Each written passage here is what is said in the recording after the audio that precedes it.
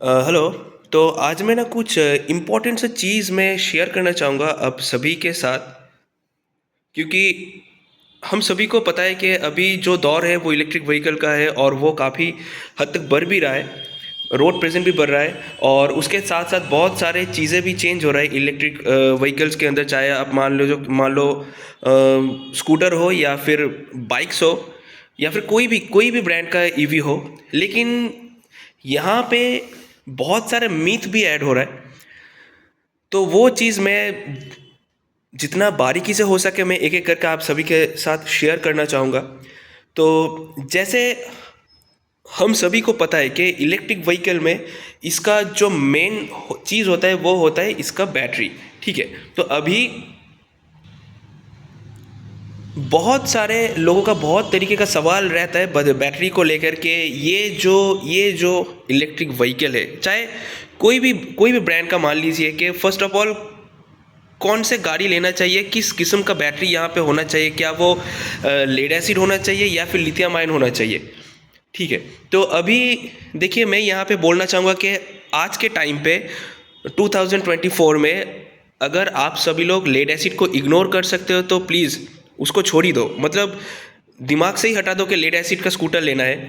क्योंकि एक उसका एक बेनिफिट ये है कि अगर आप चाहे मान लीजिए वो 48 वोल्ट का या 30 या फिर 20 एम्पियर का जो लेड एसिड का स्कूटर का जो प्राइस होगा, या फिर वो बैटरी का जो प्राइस होगा, और उसी सेम स्पेसिफिकेशंस के अंदर अगर आप एक लिथियम आयन ले रहे हो तो उसका प्राइस ऑलमोस्ट डबल हो जाएगा। तो एक बेनिफिट कस्टमर को ये मिलता है, लेड एसिड अगर आप ले रहे हो लेड एसिड का स्कूटर, तो उसका प्राइस बहुत कम रहता है।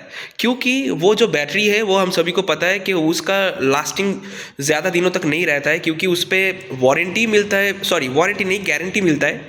क्योंकि लेड एसिड बैटरी रिपेयर नहीं होता है, तो इसलिए उसका गारंटी मिलता है मैक्स टू मैक्स 1 साल तक। ठीक है। तो आप कोई सा भी लेड एसिड, लेड कार्बन, कोई सा बैटरी ले लो, इस सबको इग्नोर करो। क्योंकि अगर आप एक लेड एसिड का स्कूटर लेते हो तो उसका चार्जिंग टाइम रहता है अप्रॉक्स 7 से 8 घंटे तक। प्लस हर एक बैटरी का वेट रहता है तकरीबन 7 से 8 केजी तक। ठीक है। तो अभी मान के चलिए कि वहाँ पे 4 या फिर 6 बैटरीज है, तो आप सभी लोग खुद से अंदाज़ा लगाओ कि वो स्कूटर कितना भारी होगा। प्लस उसका अलग से मेंटेनेंस भी रहता है। हर 2000 किलोमीटर पे आपको बैटरी चेंज करवाना होता है, मतलब रोटेट करना पड़ता है, जो कि काफ़ी सारे स्टोर पे वो करवाते नहीं हैं। क्योंकि वो सब लोग ये बोलते हैं कि ये मैंडेटरी नहीं है, ये मत करवाओ, जैसे हो वैसे ही रहने दो। लेकिन ये गलत है, रोड करना ज़रूरी है अगर आप लेड एसिड का यूज़ कर रहे हो स्कूटर। ठीक है। दूसरी चीज़ है, वो लॉन्ग लास्टिंग बिल्कुल भी नहीं होता है।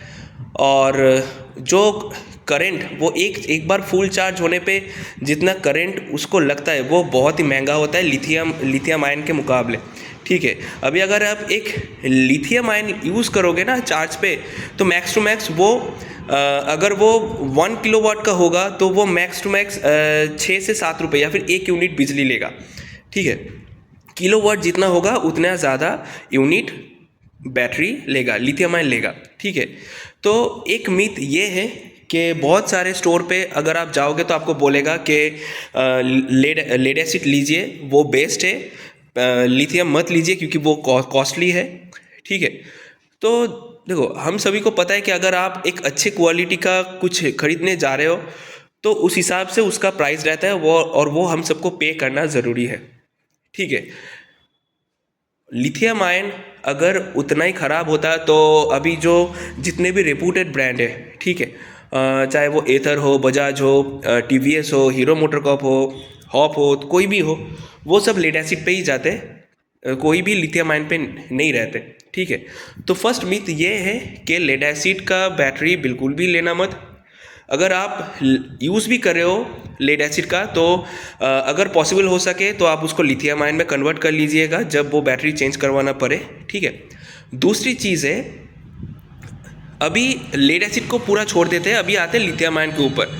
ठीक है। अभी लिथियम आयन बैटरी के अंदर एक बोर्ड होता है जिसको हम लोग बोलते हैं BMS, बैटरी मैनेजमेंट सिस्टम।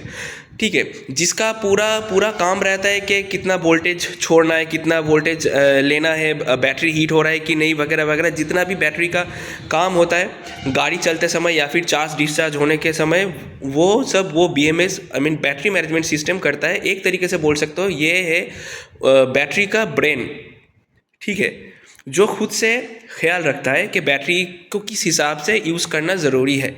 अभी ये सब बैटरी में सेम नहीं होता है, क्योंकि एक होता है नॉर्मल वाला BMS, एक होता है स्मार्ट BMS। अभी नॉर्मल BMS में क्या है, उसको कोई फ़र्क नहीं पड़ता है कि आपका बैटरी कितना हीट हो रहा है, कितना लोड पड़ रहा है, वो खुद से जज नहीं कर पाता है। तो इसलिए जब तक आपके बैटरी में चार्ज रहेगा वो BMS आपको सप्लाई करता जाएगा, ठीक है। तो इसके कारण क्या होता है, बहुत बहुत प्रॉब्लम भी आ जाता है, क्योंकि वो ठीक से मैनेज नहीं कर पाता नॉर्मल BMS। तो अभी अगर आप लिथियम आयन का स्कूटर लेने जा रहे हो तो मेक श्योर करना कि वहाँ पे जो बैटरी है वो स्मार्ट BMS पे होना ज़रूरी है, ठीक है। स्मार्ट BMS का अलग से कुछ कुछ फ़ायदा है जो मैं अभी आपको दिखाऊंगा। तो अभी देखिए ये जो स्कूटर है ये स्मार्ट BMS के साथ आता है, ठीक है। तो अभी देखिए स्मार्ट BMS है, तो ये एक ऐप के साथ आप इसको कनेक्ट भी कर सकते हो, ठीक है। अभी देखिए यहाँ पे ये जो बैटरी है, ये इस गाड़ी का जो बैटरी है ये कनेक्टेड है ऐप के थ्रू। तो अभी देखिए यहाँ पे ये पूरा 100% शो कर रहा है कि ये ऑलमोस्ट चार्ज है, ठीक है, 98.1% चार्ज है, ठीक है। फुल वोल्टेज कितना है ये यहाँ पे शो कर रहा है। अभी यहाँ पे ये जो करंट है ये इसका क्या काम है, इसका एम्पियर में आपको शो करेगा। जब आप इस गाड़ी को चार्ज करोगे ना तो यहाँ पे शो करेगा कितना एम्पियर से वो चार्ज हो रहा है, प्लस जब आप गाड़ी को डिस्चार्ज करोगे मतलब चलाओगे तो कितने एम्पियर से ये डिस्चार्ज हो रहा है, ठीक है। और यहाँ पे वो रहेगा कि कितना एम्पियर यहाँ पे अभी भी बचा हुआ है बैटरी, प्लस यहाँ पे देखिए यहाँ पे max voltage, minimum voltage, average, then cycle. ये बहुत ज़रूरी होता है क्योंकि हम सबको पता नहीं होता है कि मेरा बैटरी कितनी बार चार्ज हो चुका है। तो आप यहाँ से इसको देख पाओगे, प्लस यहाँ पे ये जो फॉल्टी अलार्म है आप लोग खुद से ही चेक कर पाओगे कि आपके बैटरी में अगर कुछ प्रॉब्लम है तो वो क्या प्रॉब्लम है, ठीक है। उस हिसाब से आप अपने नियर स्टोर पे या फिर कंपनी के साथ अगर आपका बातचीत हो रहा है तो आप वहाँ पे इजीली स्नैप भेज सकते हो ताकि उनको भी इजी हो कि क्या प्रॉब्लम आ रहा है यहाँ पे। प्लस यहाँ पे टेम्परेचर क्या है सब कुछ यहाँ पे दिखाता है। प्लस यहाँ पे ये चीज़ देखिए, ये है जैसे यहाँ पे शो हो रहा है कि यहाँ पे ये जो बैटरी है इसके अंदर टोटल कितने सेल्स है और हर एक सेल्स का कितना इंडिविजुअल वोल्टेज है, ठीक है। उसके बाद यहाँ पे आता है ये जो पैरामीटर्स है।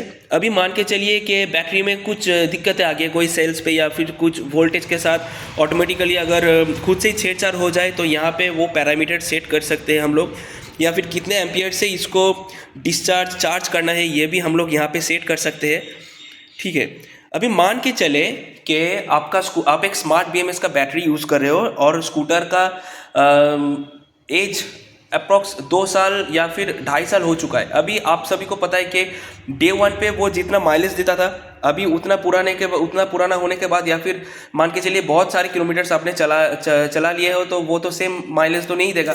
तो तब यहाँ पे आप पैरामीटर को सेट करके माइलेज थोड़ा सा इंक्रीज भी कर सकते हो।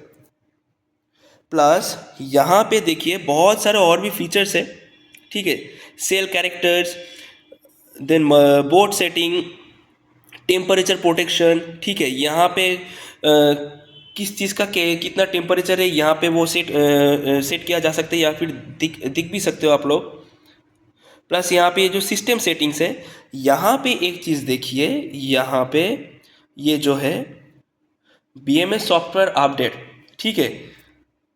मान के चलिए आपके बैटरी में कुछ प्रॉब्लम है या फिर कंपनी के थ्रू BMS का कुछ न्यू वर्जन लॉन्च किया है अपडेट, जो कि आप इजीली अपने नियर बाई स्टोर पे आके बैटरी को इजीली आप उसका जो सॉफ्टवेयर अपडेट है वो करवा सकते हो। तो ये सब कुछ फ़ायदा रहता है और इसके साथ साथ एक फ़ायदा और भी रहता है जो कि है ये स्मार्ट BMS होने के कारण ना अभी देखिए इसका जो मोटर है ये है 1500 वाट का एक पावरफुल मोटर, ठीक है। तो अभी हम लोगों का क्या होता है कि हम सभी को जब वो इच्छा रहता है कि ये थ्रॉटल जो है क्यों ना पेट्रोल गाड़ी के जैसे एकदम क्विक घुमा दूँ। तो उससे क्या होता है, मज़ा तो आता है चलाने में, लेकिन उतना फास्ट बैटरी भी ड्रेन होता है। ठीक है, तो अभी अगर आप पूरा थ्रॉटल ट्विस्ट भी कर देते हो तब भी मोटर को वो स्मार्ट बीएमएस उतना ही वोल्टेज पास करेगा जितना मोटर को ज़रूरत है। उससे फ़ायदा क्या होगा, उससे फ़ायदा आपको ये मिलेगा कि आपको माइलेज मैक्स टू मैक्स मिलेगा, जो नॉन स्मार्ट बीएमएस पे ये पॉसिबल नहीं है। ठीक है, प्लस अभी मान के चलिए कि वेदर बहुत ज़्यादा हीट है, तो उस हिसाब से अगर आप गाड़ी यूज़ कर रहे हो तो उसका जो बैटरी है वो भी और भी ज़्यादा हीट होगा। तो फॉर सेफ्टी पर्पस अगर बैटरी ज़्यादा ओवरलोड या फिर ज़्यादा हीट होने लग जाए तो जो स्मार्ट बीएमएस है वो वोल्टेज कट ऑफ कर देता है। इसका और वो तब तक आपको परमिट नहीं करता है, जब तक वो बैटरी का टेम्परेचर नॉर्मल ना आ जाए तब तक आपको अलाउ नहीं करेगा गाड़ी चलाने में। तो ये मेरे ख्याल से एक बहुत बड़ा फीचर्स है। ठीक है, और दूसरी चीज़, जैसे हम सबको नॉलेज में ये रहता है कि अरे इलेक्ट्रिक व्हीकल ले रहे हो उसको रोज़ चलाना पड़ता है या फिर उसको रोज़ चार्ज करना पड़ता है। ये एक बहुत ज़्यादा झिझकने वाली बात है, लेकिन ये पूरा मीथ है, ये पूरा भूल है, रॉन्ग है। क्योंकि अगर वो बैटरी स्मार्ट बीएमएस पे है तो आपको उसको रेगुलर चार्ज करने की कोई भी ज़रूरत नहीं है।